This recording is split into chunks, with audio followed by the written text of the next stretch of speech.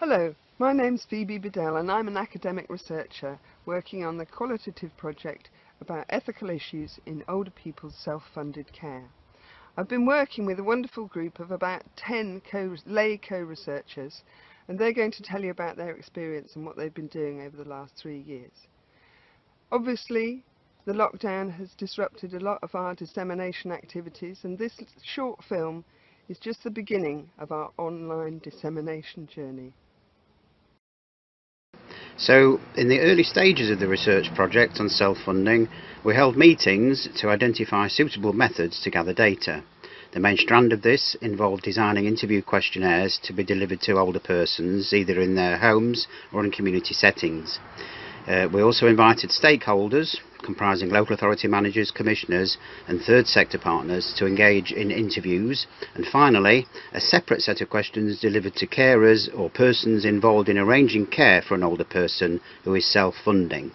All of the interviews were recorded with consent and delivered within a university and externally approved ethical framework for the research. As a lay assessor of health and social care research, I have been involved in research projects at the University of Lincoln and Sheffield University. Working on this project has given me the opportunity to put qualitative research theory into practice. This is most unusual for a service user to be involved in to such an extent. We have used the transcripted interviews to produce a code book of themes which occur regularly. These themes from the older people, the carers and the stakeholder interviews are then merged. By analysing all the interviews, we are able to provide hard evidence in the form of quotes to underpin our research.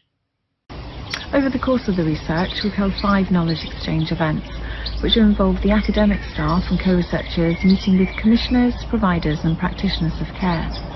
We've generally had a theme and used the actual scenarios from the interviews, and the co-researchers have provided a facilitator and note-taking role.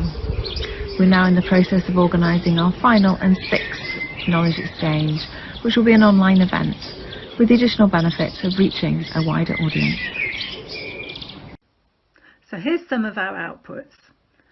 Last year we took part in the Frequency Festival, where we had a virtual reality art experience installed that took you on that care journey. We took part in cafe conversations. We produced a tree of knowledge with accompanying leaflets. We're currently working on a fabulous little booklet giving useful tips on seeking care, and it's based on the knowledge of the care journey from the co-researchers.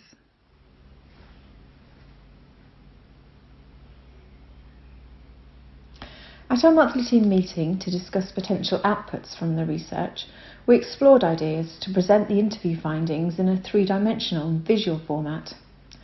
Our discussions bounced around with the analogy of the tree of life and how people grow and change throughout their lifetime, and like trees, gain more unique characteristics.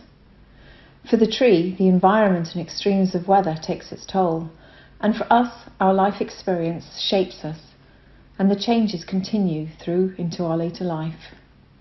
After blossoming and being in full leaf, the leaves change colour and fall. Our colours change too, along with our need for support and relationships with friends and family. The tree depicts the complexity of issues people face, and how there are many branches to follow in the process of finding and organising self-funded care, and managing that care to meet the changing needs. Each leaf carries a message from the research, either as a direct quotation or questions and outcomes.